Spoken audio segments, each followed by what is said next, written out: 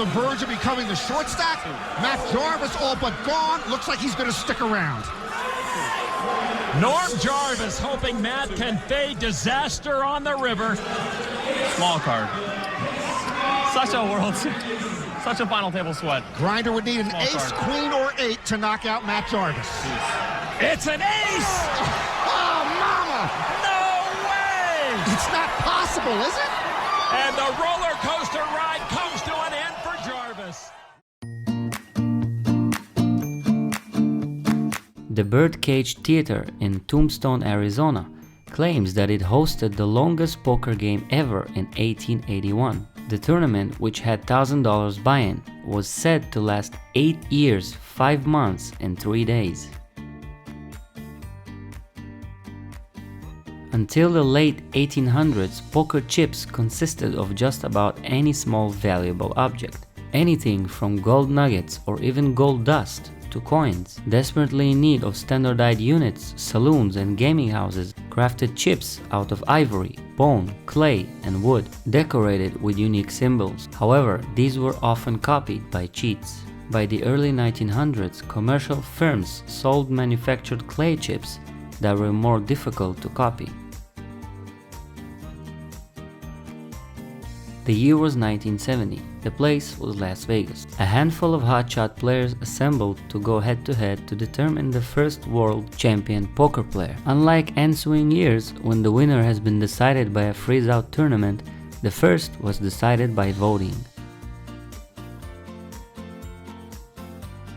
The most common form of early poker was played with 20-card deck and 4 players. Players were dealt 5 cards and then bet on who had the best hand. The first documented mention of playing with a 52-card deck is from 1834.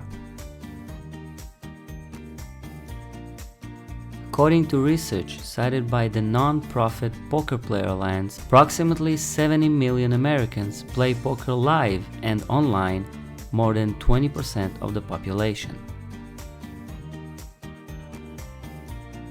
There are over 2.598 million possible 5-card poker hands and over 300 million 7-card poker hand combinations. The very weak hand of 10 deuce has won the World Series of Poker main event twice back-to-back, both times by the same person, Doyle Brunson.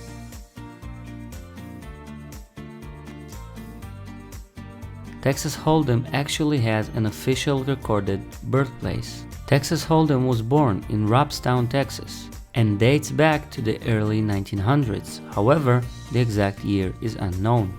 The game didn't become popular until it was brought to Las Vegas in 1967 by a group of Texan poker players that included the legendary Doyle Brunson and Amarillo Slim.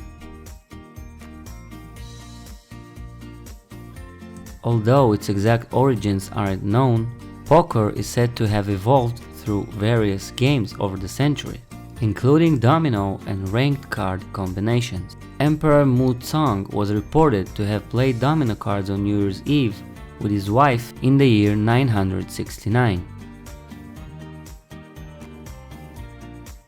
Most of us play poker for low to middle stakes, but Guy Laliberte, the CEO of Cirque du Soleil, decided to go crazy when he suggested a $1 million buy-in tournament in 2012.